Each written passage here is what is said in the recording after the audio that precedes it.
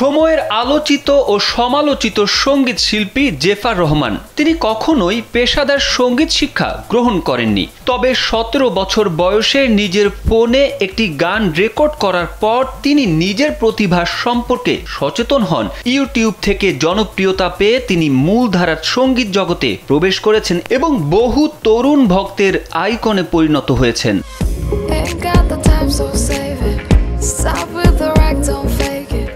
গানের বাইরে জেফার বেশি আলোচনায় থাকেন তার ফ্যাশন টেস্টমেন্টের কারণে। সচরাচর তিনি তার সাজসজ্জা ও পোশাক আশাক নিয়ে সমালোচনার মুখে পড়েন। ব্যতিক্রম হয়নি এ বছরের শুরুতে মুক্তি পাওয়া স্পাইসি গানটি প্রকাশের বেলাতেও।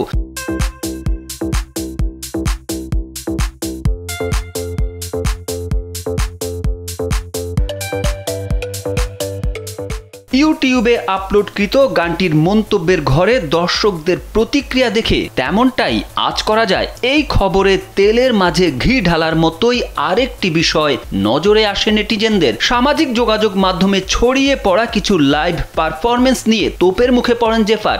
নেটিজেনদের দাবি, গানের চেয়ে এখন স্টেজে নেচেই দর্শকদের বিনোদন দিচ্ছেন জেফার। কেউ কেউ তো সরাসরি অটোটিউন গায়িকা বলেও কটাক্ষ ছুড়েছেন তার বিরুদ্ধে।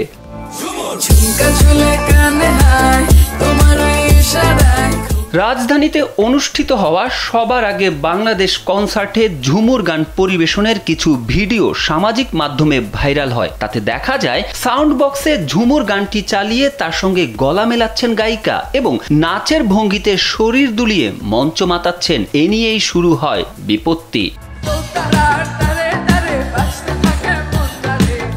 ভিডিওতে খানিকটা বেতালে বেসুরেও গাইতে শোনা যায় জেফারকে। মন্তব্যে এক নেটিজেন প্রশ্ন ছুড়েছেন, সাউন্ড বক্সে গান বাজিয়ে যদি কনসার্টে গান শুনতে হয় তাহলে জেফারকে আনা হয়েছে শুধু নাচ দেখার জন্য। আরেকজন মন্তব্য করেছেন, অটোটিউন শিল্পীরা লাইভে এমনই গাইবে। লাইভ গান শুনে হতাশ হয়ে আরেকজন লিখেছেন, আমার জানা মতে লাইভ কনসার্টে অটোটিউন নাই, আর তাই কি ব্যাকগ্রাউন্ড থেকে সাউন্ড দিয়েছে?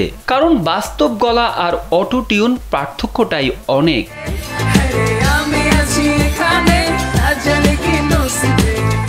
গান দিয়ে পরিচয় শুরু হলেও শোবিজ অঙ্গনে নিজের একাধিক প্রতিভা দেখিয়েছেন জেফার রহমান। কখনো মডেল উপস্থাপনা, আবার কখনো পর্দায় মেলে ধরেছেন নিজেকে। গেল ঈদেই অভিনয় জীবনে অভিষেক ঘটে জেফারের। চলতি বছরের 10 এপ্রিল মোস্তফা সারোয়ার ফারুকি পরিচালিত last defenders of monogamy web ফিল্মে চঞ্চল চৌধুরীর বিপরীতে অভিনয় করেছিলেন জেফার।